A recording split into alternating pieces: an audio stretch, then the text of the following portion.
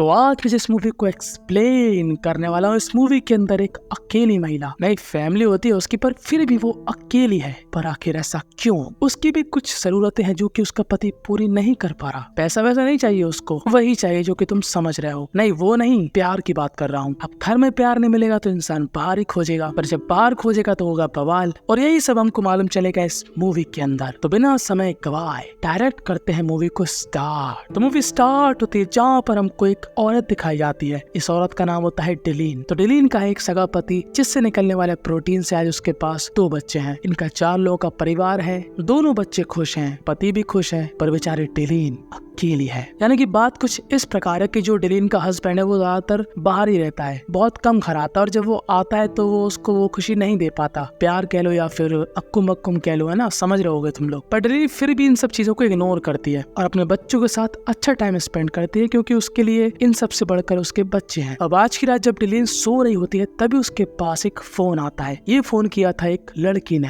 जो कि डिलीन से पूछती है कि रॉबर्ट है क्या घर में। दरअसल रॉबर्ट नाम था डिलीन के हस्बैंड का। और अब डिलीन का तो माथा सनक जाता है कि बीसी मेरे हस्बैंड को कौन सी महिला कॉल कर रही। तो दोबारा कॉल लगाती है, जहाँ पर हम लोग क्या देखते हैं कि वो महिला एक बार में बैठी है। और यहाँ पर बार टेंडर फोन उठाकर कहता है कि नताशा ने फोन लगाया था। तभी फुर्ती में नताशा कहती है फोन काट दो। अब जिस तरह ये फोन कटता है उसी तरीके से डिलीन को ऐसा लगता है कि उसका भी कटा है, और वो बिना समय गवाए डायरेक्ट अपने हस्बैंड को फोन लगाती है। और उसको गरियाती नहीं है, उससे सिंपली कहती है कि तुम्हारी गर्लफ्रेंड का फोन आया था। और ये बात सुनकर अब रॉबर्ट तो एकदम चौंक जाता है और कहता है मैं घर आऊंगा, तुमसे बात करूंगा ना, बहुत जरूरी बात करनी है मुझे तुमसे। अब जब रॉबर्ट आता है तो उसको कहानी समझाता है कि ये अफेयर कैसे हुआ, मेरी क्या मजबूरी थी, फलाना ठिकाना, जैसा कि हर एक आदमी करता है चीटिंग करने के बाद अपनी वाइफ के साथ। पर डिलीन के लिए ये ना बहुत ही ज्यादा शॉकिंग मोमेंट था। वो अपनी जरूरतों को मार कर हैप्पी रहने की कोशिश कर रही थी। वो अपने बच्चों में खुशी ढूंढ रही थी, जो खुशी उसको अपने पति में नहीं मिल रही थी। पर अब उसको इतना बड़ा झटका लगा है कि उसके हस्बैंड ने उसका इतना बेहतरीन तरीके से काटा। पर डिलीन फिर भी सोचती है कि चलो ठीक है, हो गया, अब नहीं करेगा। और आज रात रॉबर्ट डिलीन के साथ जी भर के अक्कुम बक्कुम करता है। पर अब डिलीन को वो मजा नहीं आ रहा था, क्योंकि डिलीन के दिमाग में वो बात बैठ चुकी थी कि रॉबर्ट ने उसके साथ चीटिंग करी है, मतलब करी है, ये बात बदल नहीं सकती। खैर अब इस बात को कुछ समय बीत जाता है और डिलीन क्या नोटिस करती है कि उसकी कमर में ना थोड़ा दर्द हो रहा है। तभी उसकी एक दोस्त उसको सजेस्ट करती है कि तुम एक्यूपंक्चरिस्ट के पास जाओ, मेरे पास है एक बंदा। तो जब वो रॉबर्ट से इस बारे में पूछती है तो रॉबर्ट कहता है ठीक है, अगर तुम्हारी मर्जी है तो जा सकती हो। तो अब डिलीन आ जाती है इस एक्यूपंक्चरिस्ट के पास। इसका नाम होता है ग्रैम। तो ग्रैम यहाँ पर डिलीन को एक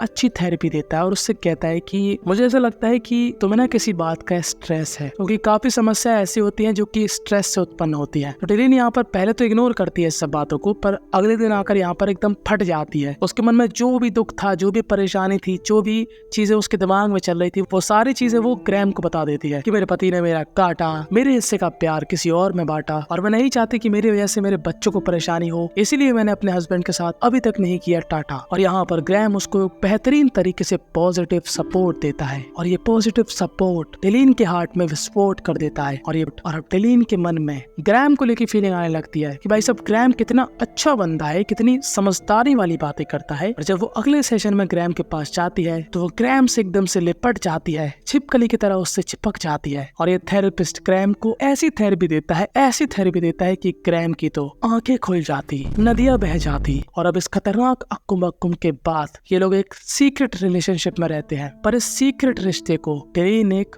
ऑफिशियली नाम देना चाहती थी, इसलिए वो अपने हस्बैंड रॉबर्ट से डिवोर्स कर लेती है। रॉबर्ट को काफी अजीब लगता है कि पीसी इतना लेट इसको याद आ रहा है, और वो उससे कहता है कि तुम ऐसा क्यों कर रही हो, तुम्हें अपने बच्चों की फिक्र नहीं है क्या। पर अब डिलीन को पड़ी थी अपनी खुशी की, जो कि उसको मिल रही थी ग्रैम के साथ। डिलीन के बच्चे उसको कोसते हैं कि आप पिता को डिवोर्स क्यों दे रही हो, दूसरे को क्यों दे रही हो। मतलब ऐसा नहीं बोलते, खैर छोड़ो। अब जो डिलीन ने ठान लिया था वो तो हो ही जाता है। अब जैसा कि हर एक कपल के डिवोर्स के बाद होता है कि उनके बच्चे कुछ दिनों के लिए पापा के पास रहेंगे और कुछ दिनों के लिए मम्मा के पास। अब एक बार जब डिलीन अपने बच्चों को कहीं घुमाने के लिए ले जाती है, तभी डिलीन को उसकी एक फ्रेंड मिलती है। अब डिलीन इस फ्रेंड को ग्रैम के बारे में बताती है कि मेरी लाइफ में एक नया बंदा आया, उसने मुझे प्यार का ऐसा नशा चढ़ाया कि अब मैं बस उसकी ही होना चाहती हूँ, और जल्दी मैं उसको शादी के लिए प्रपोज कर दूंगी। तो ये फ्रेंड बोलती है कि बंदा रहता कहाँ है। तो जैसे ही डिलीन ग्रैम का एड्रेस बताती है, कि महिला कहती है मैं तो उसको जानती हूँ, उसकी तो ऑलरेडी एक वाइफ है। और ये सुनकर डिलीन भी लाइक क्या लंबे वाले लग गए और वो बहुत ही ज्यादा गुस्से में जाती है ग्रैम से मिलने और कहती है ग्रैम तूने मेरे 250 ग्राम के दिल को तोड़ा, तू है बहुत बड़ा बहन का। खैर छोड़ो। तो ग्रैम कहता है कि देख ऐसा है, उस समय तुझे सपोर्ट की जरूरत थी, मैंने सपोर्ट दिया क्योंकि मुझको तेरे पे दया आ रही थी। तो डेलिन कहती है ऐसी कौन सी दया आ रही थी बे तेरे को जो तू मेरे साथ इतने लंबे समय से अक्कुम मक्कुम कर रहा बिना अपनी सच्चाई बताए। और डेलिन यहाँ पर गुस्से में चली जाती है। अब डेलिन एकदम टूटकर बिखर गई थी, भंडारे की रायती की तरह फैल गई थी क्योंकि उसको ऐसा लग रहा था कि उसने अपने हस्बैंड के साथ चीटिंग करी, इसलिए भगवान ने उसको पनिशमेंट दी है। पर ये तो वक्त है, गुजर ही जाएगा। कोई भी इंसान लंबे समय तक दुखी नहीं रहता। तो डेलिन भी नहीं रहती। अब डेलिन अपने दोस्तों से मिलती है जहाँ पर उसकी एक फ्रेंड बोलती है कि देखो डेलिन, ये सड़ा सा मुंह तो बनाओ नहीं, डेटिंग ऐप में जाओ, नए नए बंदों के साथ ट्राई करो, जरूरी है शादी करो, वो सब करो जो तुमको चाहिए। अब यहाँ पर मूवी रोक कर मैं तुमको कुछ बताना चाहता हूँ। देखो इनके यहाँ का कल्चर बहुत ही ज्यादा सेल्फिश टाइप का कल्चर है। ये लोग दूसरों के बारे में, यहाँ तक कि अपने घर वालों के बारे में भी नहीं सोचते। इनके लिए इनकी खुशी इंपॉर्टेंट है, जिनको हम कहते हैं मतलबी इंसान। हमारे यहाँ ऐसा नहीं होता, ना ही होना चाहिए, क्योंकि हर किसी की लाइफ ना स्टेबल नहीं होती, उतार चढ़ाव आते रहते हैं। कल को मेरे पिताजी ने मुझे कुत्ते की तरह पीटा तो परसों क्या मैं किसी और को पापा बना लूंगा? नहीं ना। पर इनके यहाँ ऐसा ही होता है। तो ये सिर्फ मूवी है, इससे ज्यादा इन्फ्लुएंस मत हो आप लोग, चाहे कोई जेंट्स देख रहा हो या फिर महिला। तो दोबारा हम लोग कंटिन्यू करते हैं। तो डेलिन जो बंदा चाहती थी वो एकदम से उसको नहीं मिलता, पर कुछ समय बाद उसको एक अननोन आदमी मिलता है जिसको हम बुलाएंगे लकी। तो लकी ना उम्र में कुछ ज्यादा ही बड़ा होता है। तो डेलिन भी कौन सी बच्ची थी। तो इन दोनों के बीच ना बहुत ही ज्यादा अक्कुम बक्कुम वाले टाइप की बातें होती है। ये लकी ना एकदम प्रोफेशनल तरीके से बताता है डेलिन को कि क्या करना चाहिए, मजे कैसे आते हैं, कैसे लड़कों को फंसा सकती हो, कैसे अपनी जरूरतें पूरी कर सकती हो। वो यही कहता है कि किसी से भी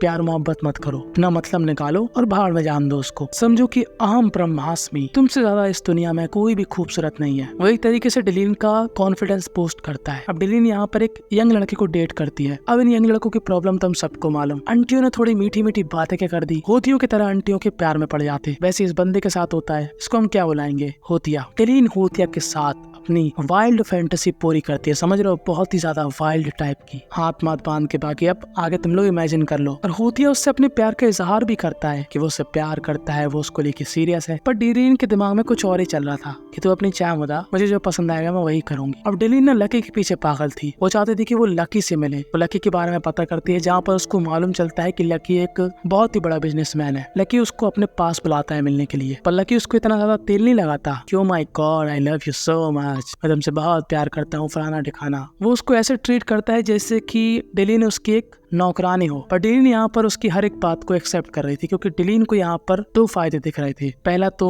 लकी एक अमीर बंदा है, और दूसरा कि लकी को सब कुछ पता है कि बेहतरीन तरीके से अक्कुम मक्कुम कैसे करते। तो वो उससे दोनों चीजों का एक्सपीरियंस लेना चाह रही थी। तो लकी देर से ही सही पर उसको वो खुशी दे देता है जो कि वो चाह रही थी। और लकी के साथ कुछ दिन बिताने के बाद वापस से डेलिन अपने घर आ जाती है और वो रॉबर्ट और उसकी नई गर्लफ्रेंड को अपने घर में इन्वाइट करती है। अब डेलिन ने काफी कूल बन चुकी थी। वो मातम करना या फिर रोना धोना ये सब नहीं करना चाह रही थी। वो रॉबर्ट और उसकी गर्लफ्रेंड के साथ बहुत ही ज्यादा फ्रेंडली तरीके से रिएक्ट करती है। और यहाँ पर रॉबर्ट भी खुश होता है कि डेलिन ने कितनी अच्छी तरीके से सब कुछ हैंडल किया। और अब डेलिन की लाइफ ऐसी हो चुकी है कि वो किसी के साथ भी सीरियस नहीं है। पर डेलिन को अब समझ में आ चुका है कि मेरी लाइफ ना बेस्ट है, मैं जब चाहूँ किसी से भी प्यार कर सकती हूँ, किसी से भी अपनी नीड्स पूरी करवा सकती हूँ, मैं खुश हूँ। और बस यहीं पर ये मूवी थी एंड हो जाती है। इस मूवी से हमको यही सीखने को मिला कि भाई साहब ये बाहर की मूवी है, इससे कुछ भी ना सीखें। अगर हस्बैंड चीट करता है तो वो चीज सरासर गलत है, और इसका मतलब ये नहीं कि वो चीज दलदल में है तुम भी वहाँ पर गोताखोर बन के कूद जाओ। गलत चीज गलत ही होती है, चाहे वो करे चाहे तुम। डिवोर्स तक का मुझे समझ में आता है कि तुम ऐसे बंदे से डिवोर्स कर लो, अलग हो जाओ, अगर तुम उसकी गलती एक्सेप्ट नहीं कर सकते। क्योंकि एक बात कड़वी है पर सच भी है, मर्दों की लाइफ इतनी कठिन नहीं होती जितनी महिला की होती है। मर्द अगर ज्यादा कमाएगा तो उसको कोई भी औरत मिल जाएगी, पर एक शादीशुदा औरत से दोबारा शादी करने वाले बहुत ही कम मिलेंगे। खैर तुमको क्या लगता है कि तुमको एक ऐसी महिला मिल जाए जिसकी शादी हो चुकी है, हाल ही में उसका डिवोर्स हुआ है,